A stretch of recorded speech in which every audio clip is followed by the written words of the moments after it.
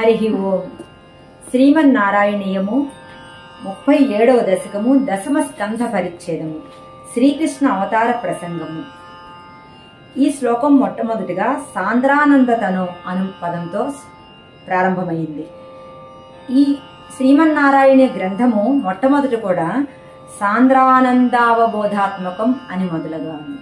కావ్యరచన లక్షణములు బట్టి మొదలుగా కావ్య మధ్యంలో కావ్యం అంతంలోనూ కూడా ఆ మంగళాచరణ పదాన్ని ఉపయోగించడం జరిగింది.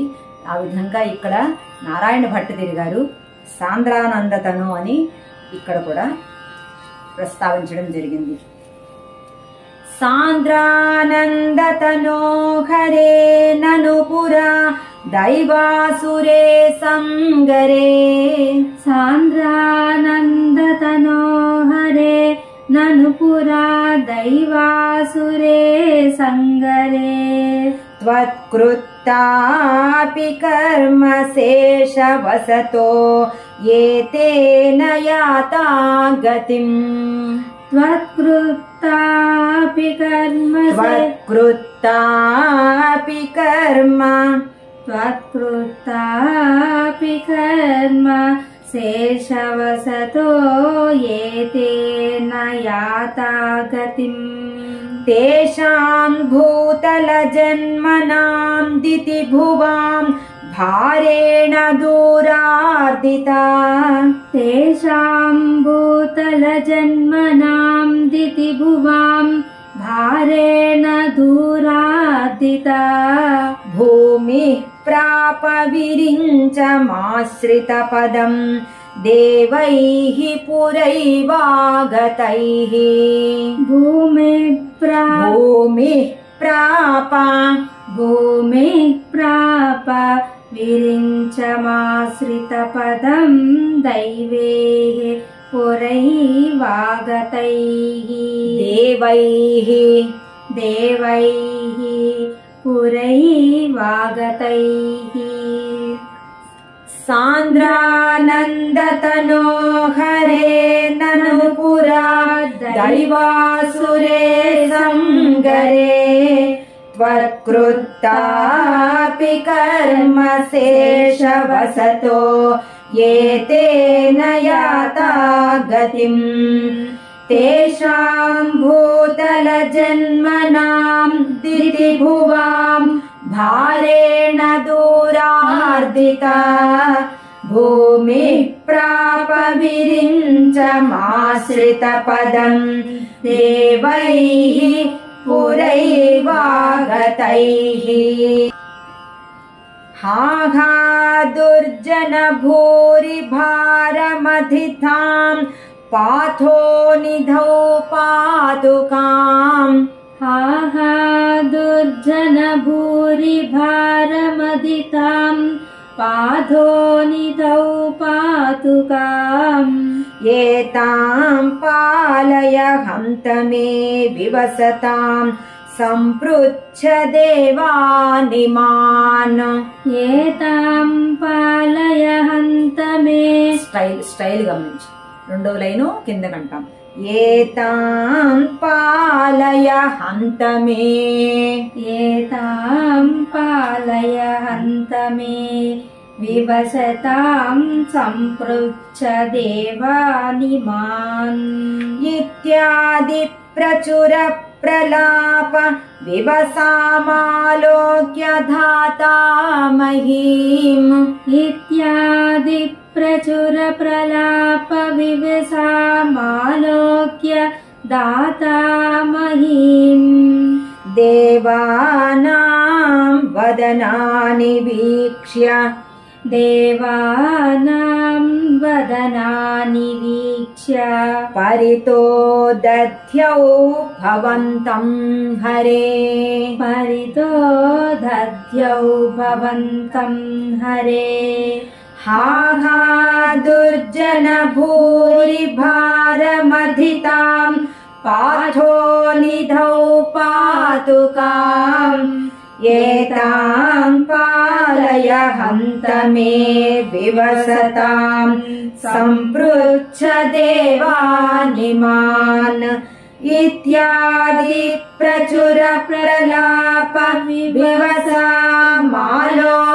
धाता महीम् देवानां वदनानि वीक्ष्य परितो दध्यौ भवन्तं हरे ऊचे चाम्बुजभूरमूनयिसुराः सत्यं धरित्र्या वचः ऊचे चाम्बुजभूरभूनयिसुराः सत्यं धरित्र्या वचः धरित्र्या वचः धरित्र्या वचः नन्वस्या भवतां च रक्षणविधौ दक्षो हि लक्ष्मीपतिः नन्वस्या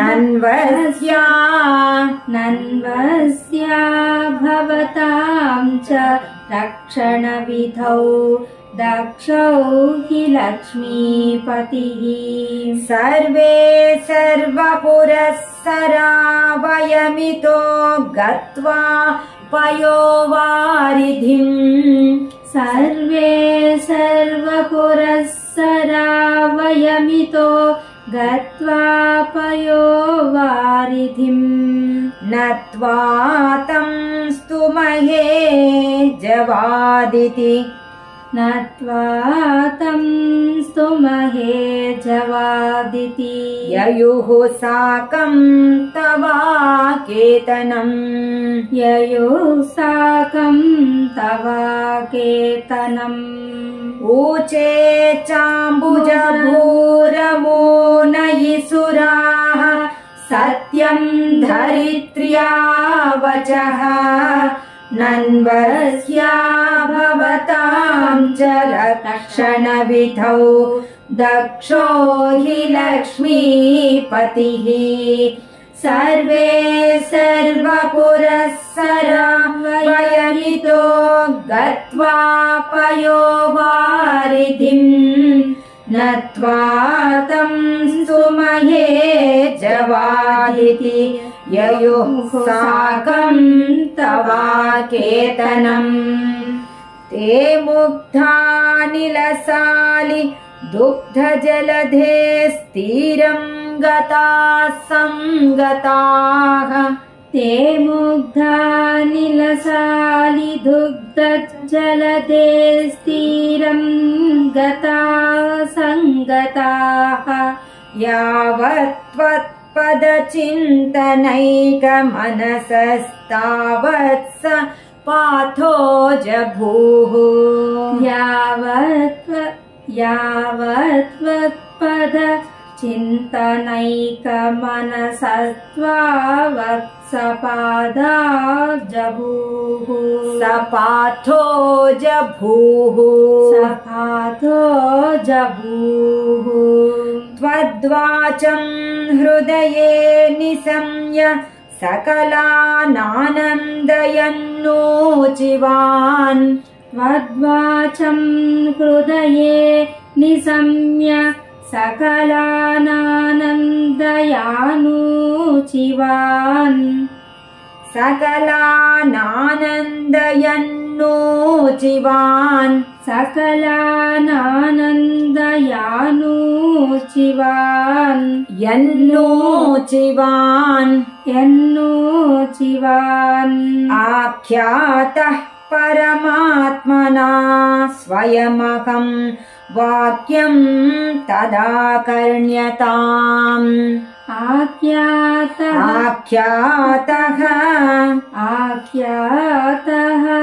परमात्मना स्वयमहं वाक्यं तदाकर्ण्यताम् ते मुग्धानिलसालि दुग्धजलधे स्थिरं गताः संगताः यावत् त्वत्पदचिन्तनैकमनसस्तावत् सपाथो जभूः त्वद्वाचं हृदये निशम्य सकलानानन्दयन्नोचिवान् आख्यातः परमात्मना स्वयमहं वाक्यं तदाकर्ण्यताम् जाने दीनदशामहं दिविशदां भूमेश्च भीमैर्नृपैः जाने दीनदशामहं दिविशदां भूमैश्च भीमैर्नृपैः तत्क्षेपाय भवामि यादवकुले सोऽहं समग्रात्मना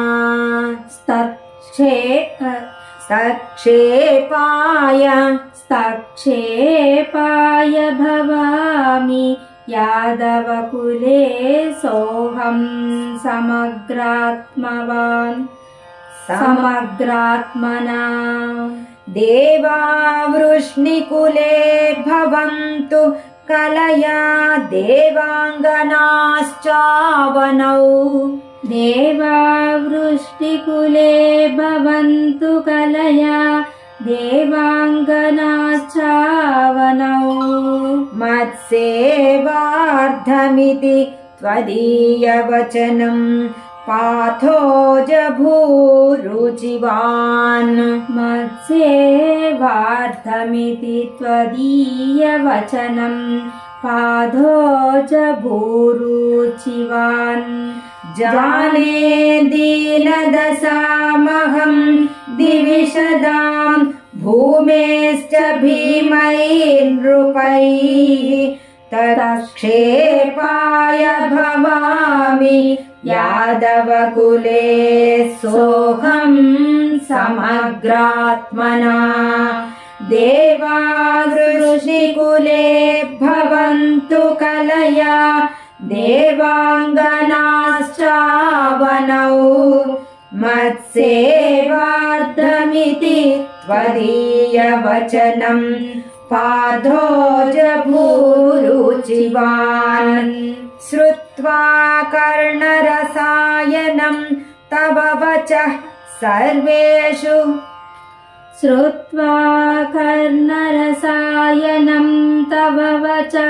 सर्वेषु निर्वापितस्वान्तेष्वीसगतेषु निर्वापितस्वान्तेष्वीसगतेषु तावककृपापीयूषतृप्तात्मसु तावककृपापीयूषतृप्तात्मसु विख्याते मधुरापुरे किल भवत्सान्निध्यपुण्योत्तरे विख्याते मधुरापुरे किल भवत्सान्निध्यपुण्योत्तरे धन्यां देवकनन्दनामुदवहत् राजा स शूरात्मजः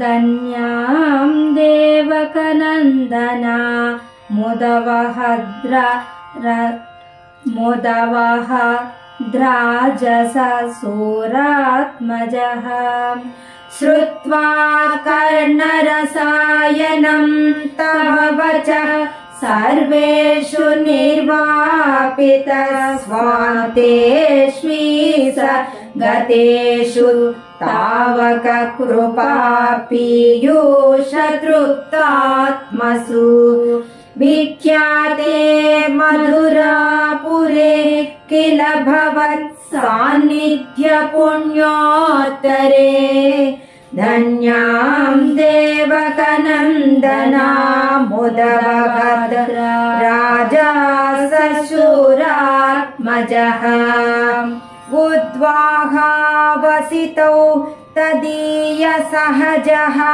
कंसोऽथ सम्मानयन् उद्वाहावसितौ तदीयसहज कंसोऽथ सम्मानयन् एतौ सूततया गतः पथिरथे व्योमोत्थया त्वद्गिरा एतौ सूततया गतः पतिरथे व्योमोत्थया त्वद्गिरा व्योमोत्थया त्वद्गिरा अस्यास्त्वामतिदुष्टमष्टमसुतो हन्तेति हन्तेरितः अस्यास्त्वमतिदुष्टमष्टमसुतो हन्तेति हन्तेरितः सन्त्रासात् स तु हन्तुमन्तिकगताम् तन्वीं कृपाणीमधात् सन्त्रासात्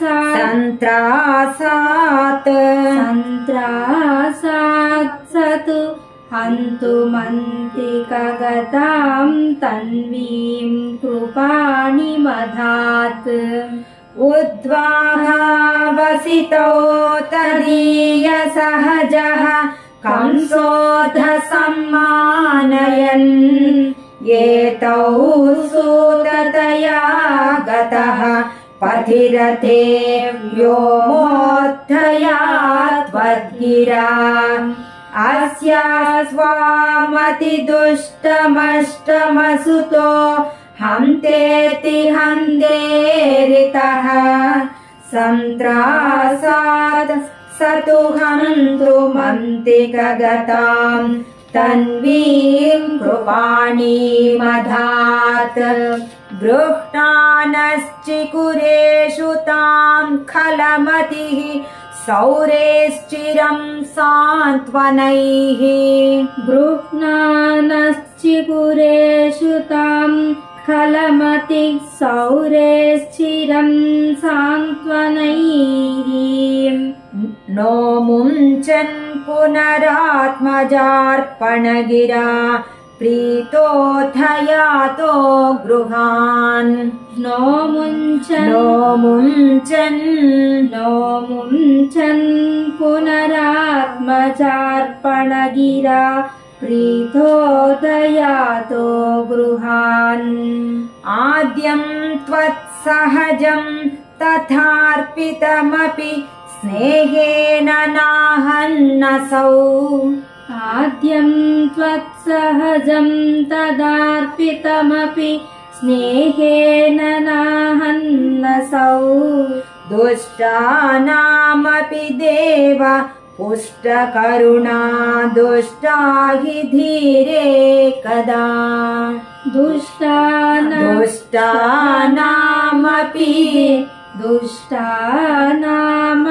देव पुष्टकरुणा दृष्टा हि धीरे कथा गृह्णानश्चिकुरेषु तां खलमतिः सौरेश्चिरं सान्त्वनैः नो मुञ्चन् पुनरात्मजार्पणगिरा प्रीतोऽथयातो गृहान् आद्यं त्वत्सहजं तथार्पितमपि स्नेहेन नाहन्नसौ दुष्टानामपि देव पुष्टकरुणा दुष्टा हि धीरे कदा तावत् त्वन्मनसैव नारद मुनिः प्रोचे स भोजेश्वरम् तावत् त्वन्मनसैव नारद मुनिः प्रोचे स भोजेश्वरम् यूयं नन्वसुराः सुराश्च यदवो जानासि किं न प्रभो यूयं नन्वसुराः सुराश्च यदवो जानापि किं न प्रभो जानासि किं न प्रभो मायावी स हरिर्भवद्वध कृते भावी सुरप्रार्थनात् मायावी स वद्वदकृते भावि सुरप्रार्थनात् इत्याकर्ण्य यदूनदूधुनदसौ सौरेश्च सूनो नहन् इत्याकर्ण्य